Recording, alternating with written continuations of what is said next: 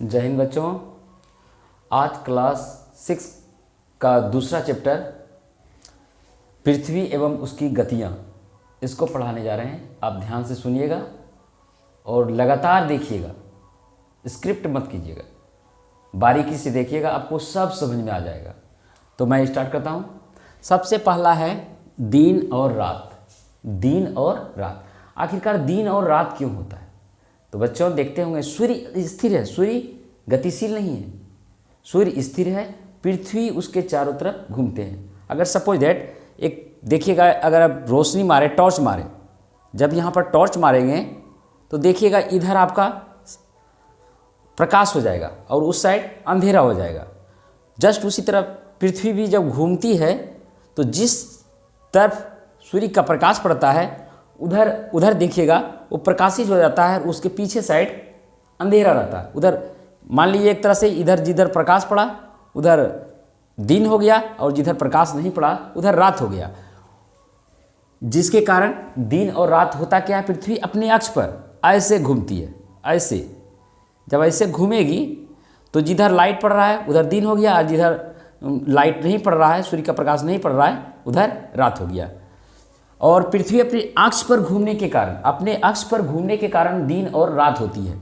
दिन और रात कैसे होती है? तो पृथ्वी अपने अक्ष पर घूमती है, एक चक्कर घूमती है, और एक चक्कर घूमने में इसको 24 घंटे का समय लगता है।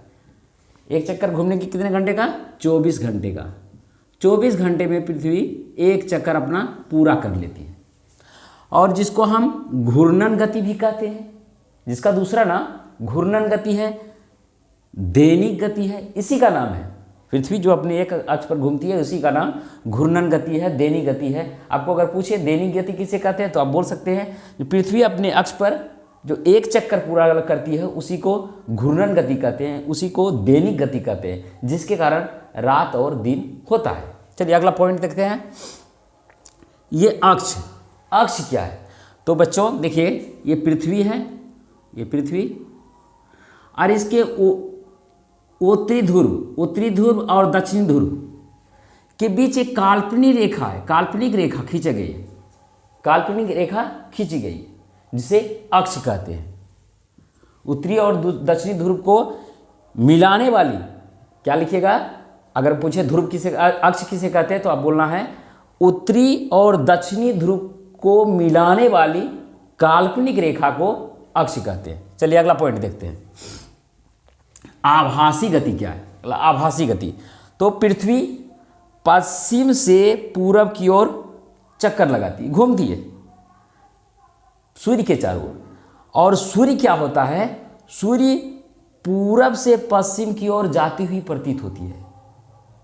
इसे ही आभासी गति कहा जाता है, इसे ही आभासी गति कहा जाता है। चलिए अगला देखते हैं, परिभ्रमण। ये परिभ्रमण क्या है? तो परिभ्रमण समझते हैं,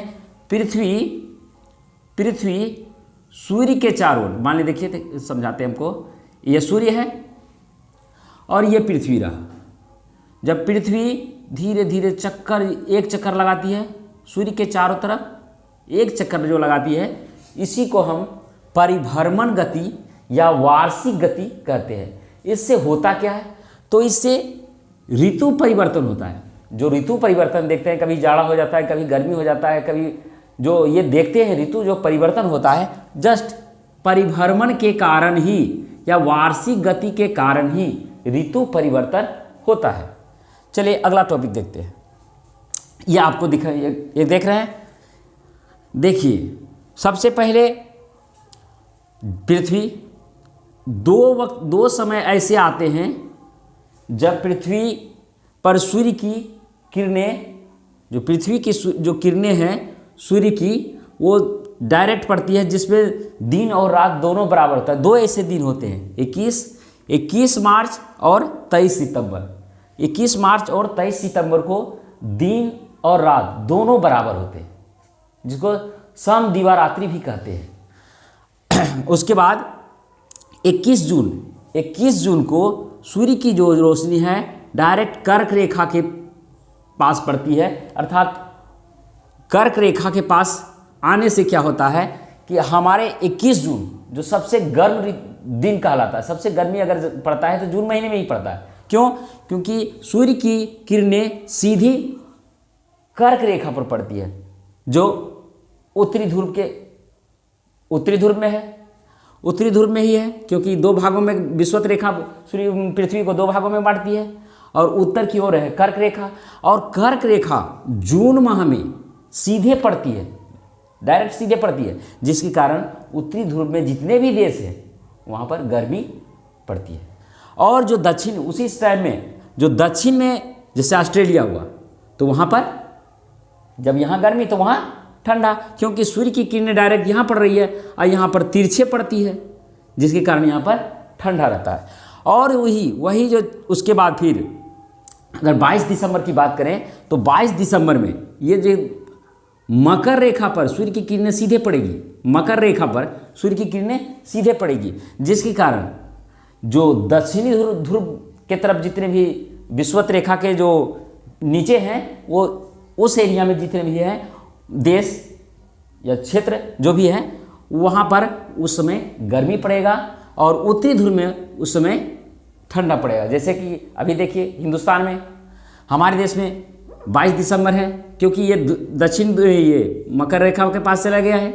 ये कहाँ चला गया है? मकर रेखा पर सीधी किरणें पड़ रही है, जिसके कारण हम सब पढ़ते हैं उत्तरी ध्रुव की तरफ, तो हमें यहाँ पर ठंड महसूस होगी और वहाँ पर गर्मी महसूस होता होगा। जैसे ऑस्ट्रेलिया में अभी गर्मी होगा और यहाँ पर ठंडी है।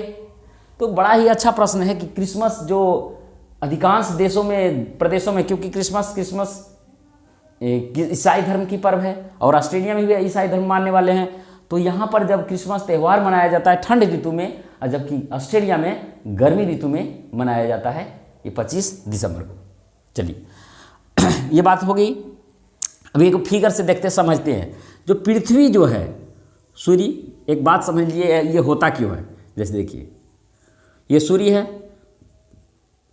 ये सूर्य, और ये पृथ्वी जो घूमती है, चक्कर लगाती है। देखिए पृथ्वी का जो, ये देखिए बना के दिखाते हैं आपको, ये 3 गो है।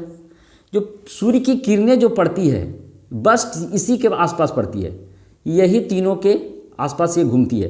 कभी क्या होता है, कभी सूर्य की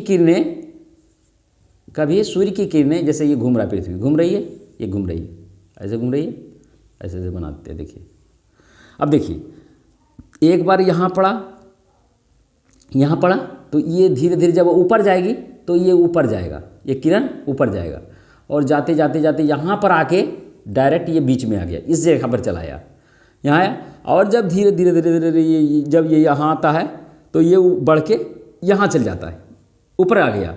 और फिर जब ये धीरे धीरे आती है तो ये घसक के फिर अब यहाँ ऐसे आया, अब ये यहाँ से बीच में गया, बीच से ऊपर गया, अब ऊपर से ये घसकना नीचे जाएगा, फिर ये बीच में आएगा, अब फिर ये नीचे चला जाएगा। इस तरह से चक्र चलते रहता है और इस तरह से ऋतु परिवर्तन भी हमको दिखने को मिलता है। चलिए अगला देखते हैं, आगे क्या टॉपिक है। आगे है उष्णकटिबंधीय पेटी। अब इसको मिटाते हैं, उष्णकटिबंधीय पेटी। चलिए देखते हैं क्या है ये सब, को समझाते हैं। देखिए पृथ्वी ये रहा, उष्णकटिबंधीय पेटी कौन है, ये देखिए 3 देखा है, ये उष्णकटिबंधीय पेटी। ये जो क्षेत्र आप देख रहे हैं, एक यहाँ पर भी ऐसे करके लिए, फिर से पढ़ते हैं। ये देखिए बीच में पड़ गया,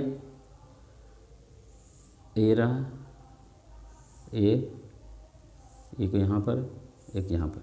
ये देखिए यहाँ से जो ये कर्क रेखा और ये मकर रेखा, ये जो दोनों पेटी है, ये जो है यहाँ सूर्य की डायरेक्ट किरणें पड़ती है, इसको कहते हैं उष्णकटिबंधीय प्रदेश, उष्णकटिबंध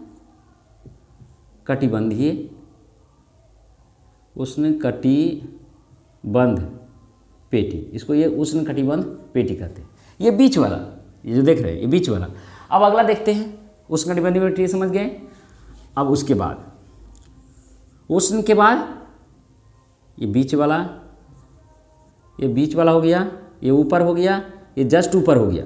अब ये वाला जो पेटी देख रहे हैं, ये जो पेटी देख रहे हैं यहाँ से यहाँ वाला,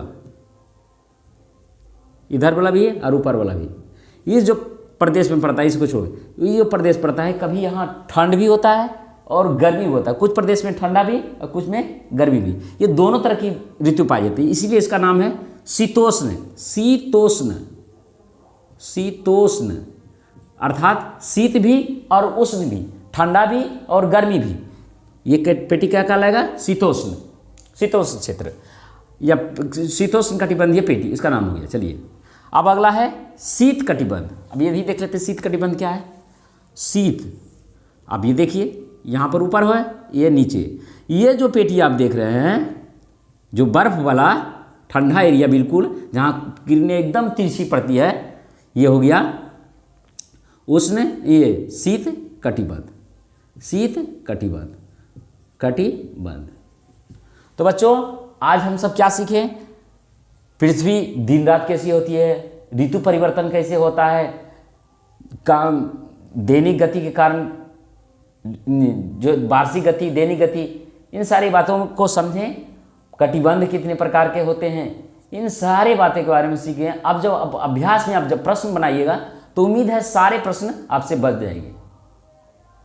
जस्ट आपको अच्छा लगा तो ज़रूर लाइक कीजिएगा, सब्सक्राइब कीजिएगा